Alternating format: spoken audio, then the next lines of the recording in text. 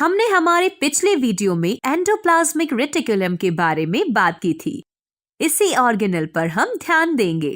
Endoplasmic reticulum एक factory की ही तरह काम करता है, जो कुछ जरूरी चीजें बनाता है, हम ये जानते हैं।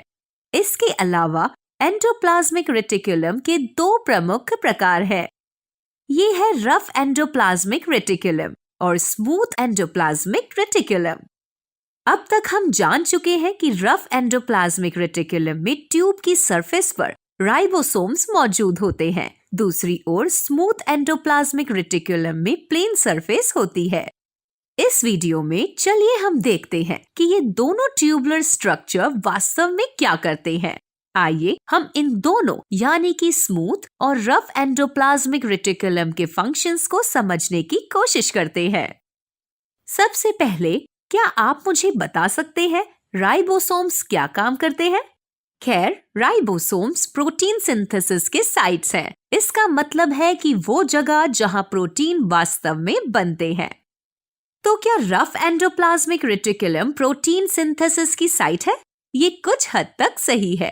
खैर, प्रोटीन की एक प्रॉपर और स्पेसिफिक शेप होती है। इसका मतलब है कि जो लाइनर चेन बनती है, उन्हें सही से फोल्ड होना होगा।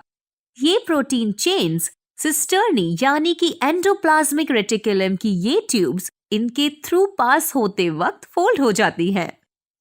इसके अलावा प्रोटीन्स, लिपिड्स एंडोप्लाज्मिक रेटिकुलम के थ्रू मूव होकर अपने डेस्टिनेशन तक पहुंचते हैं।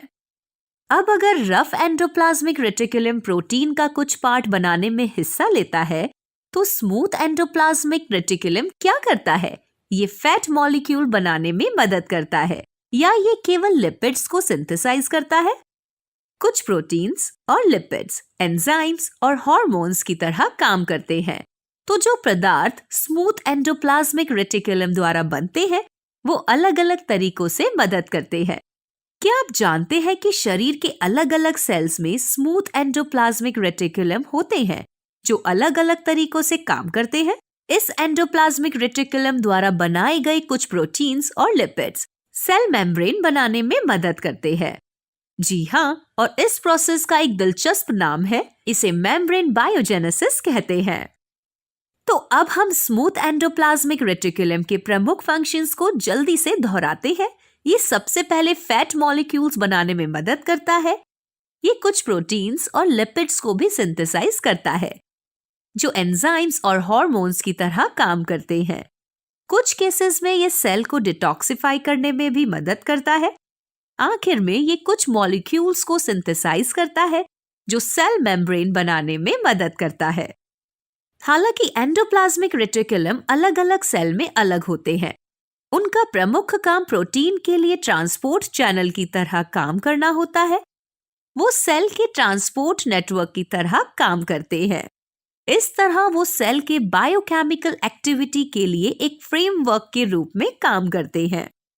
तो क्या आपको लगता है कि एंडोप्लाज्मिक रेटिकुलम में बने सभी प्रोटीन्स, लिपिड्स और अन्य मॉलिक्यूल्स हमेशा सेल के अंदर इस्तेमाल किए जाते हैं?